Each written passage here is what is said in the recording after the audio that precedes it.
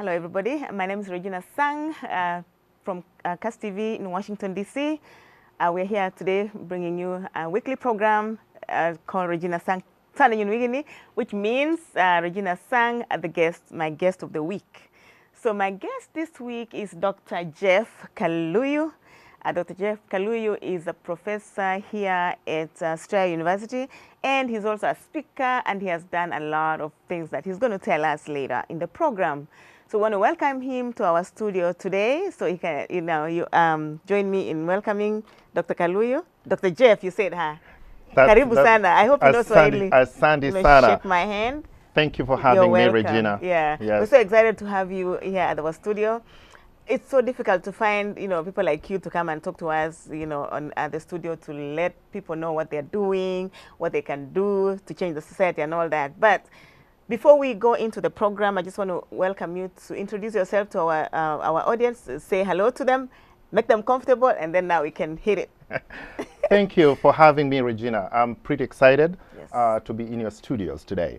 And my background is just very basic. I come from Kenya originally. I'm a university campus dean and a professor of health services administration. Actually, I am more disciplined, which we would call business administration and health, public health. Teaching, leading people, helping people to actually succeed as students. But more than that, I also speak to people, public speaking, about succeeding on the face of the challenge, which is we're going to be talking about that later in the book that is coming up. Thank you so much. Thank you so much, Dr. Jeff. Dr. Jeff Kaluyu, as he has said, is a Dean of Students at Australia University here in the United States of America, which is not far from Washington, D.C. It's about half an hour drive from here, Exactly. from Washington, D.C. Yes, maybe less, yeah. Yes. So we were very excited to have you at the studio. I know you have a lot of knowledge that you're going to share. I wish you had a whole day to do all that. Yeah. But the little that we are going to share with you is going to touch somebody, it's going to touch me, and it's going to change somebody's life. So I know you are from a very humble background. I read some of your bios, and it's like that little boy who was taking care of the cows, and I wanted to name, to be the one to name this, give a name to this cow, and you following your grandfather, everywhere. So tell us a little bit about your very humble background. Well, yes, definitely. I was born in a little poor village in Kenya, in Kitui district, which is now the Kitui County. We have to speak the current language now. As a little boy, my biggest dreams were those of my grandfather. I wanted to own a lot of cows.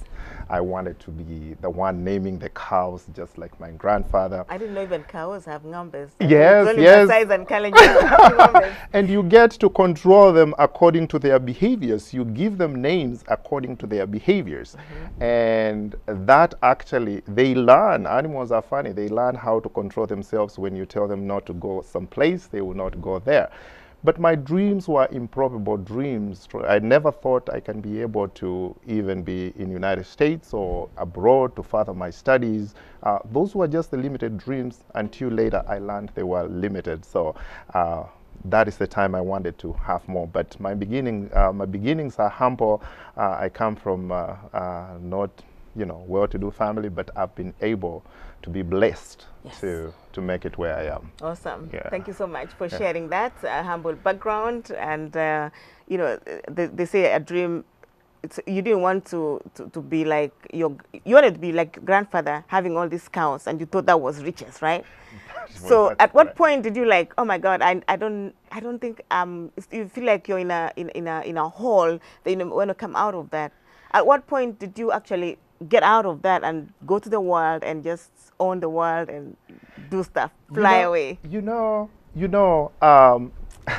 First, I realized later I was actually meant to go and follow my grandfather to the grazing fields, not because he wanted my help. I learned later that my parents had nowhere else to leave me but that was the babysitting setting in there. Yes. But as my age grew to be primary school, I started, I discovered, because that was in the countryside, and I discovered, oh, there is a different kind of life where you can be able to read books, and there were leaders in education, in the in intellectual world, and people get to be chosen. How did somebody become a president? They were ministers. We were learning of that, and I was always energetic, running around, and my teachers told me, you know, you are very enthusiastic, you're excited, and you are, you know, you seem to want more. That is the time I discovered, oh, someone else has confidence in me,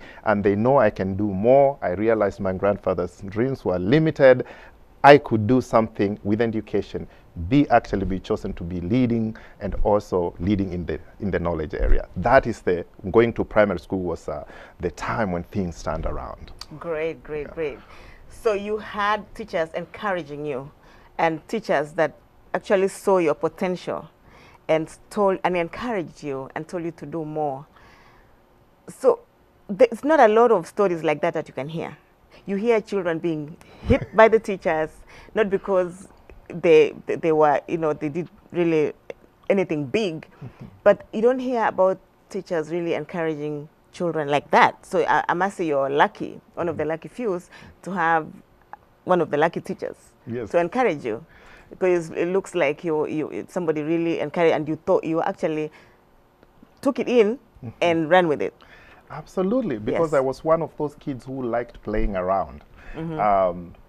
And sometimes there was this idea of, feeling when you're playing around, you are running around, you're going to end up not being something big. You're going to fail. But that was not the case with most of my teachers throughout my life. They saw potential. And that is something we can be able to learn for our kids. They saw potential in the ruins of my restlessness. And you can be able to do more. We can actually direct the energies of young kids and youth to more potentials or things that are constructive, and be able to make them with determination and focus. They can be something. It's just a matter of where you focus your energy. So yeah, I was running around.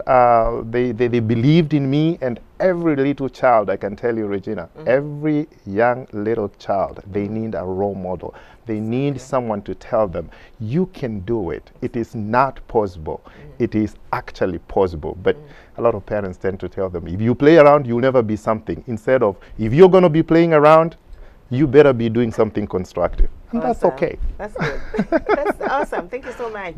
So that humble background, most of the time you grew up in Kitui. Yes. So from Kitui, did you ever go to any Nairobi universities or? Yes, Kenyan? In Kenya, I went to study in Nakuru area, and partly Thompson Falls, and I later worked after I left the up country. After I left, I didn't stay there a lot. I went to secondary school, and later went to Nairobi to work. I actually briefly worked for Standard Chartered Bank in Kenyatta Avenue. Hi, my friends who are in Kenyatta Avenue.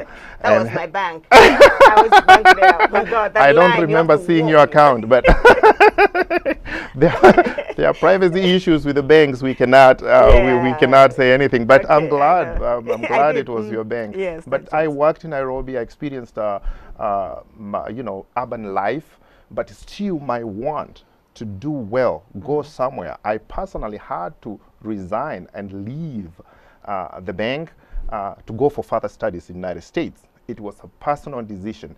What I'm trying to say is that once you light that fire from a child and you keep it burning, there is no turning back. The determination and the focus, when you want more, you can always make it. That's what happened to me. So I had to resign, go for further studies. I didn't have a lot of money. I can tell you I arrived in the United States with about $90. I had $100, but I used $6 for a can of Coke. And I didn't know it was that expensive because I thought in duty-free, it's supposed to be low cost, but it ended up being $6, and later I used $4 for my phone, so $90. So. Thank you so much. I'm going to repeat what Dr. Jeff said. Dr. Jeff Kaluyu, right? Yes, Kaluyu, yes. Dr. Jeff Kaluyu just said that encouraging parents and even the communities that when you light a fire on a child, keep it burning. Have that in your thoughts. We'll be right back. Don't go anywhere. Thank you.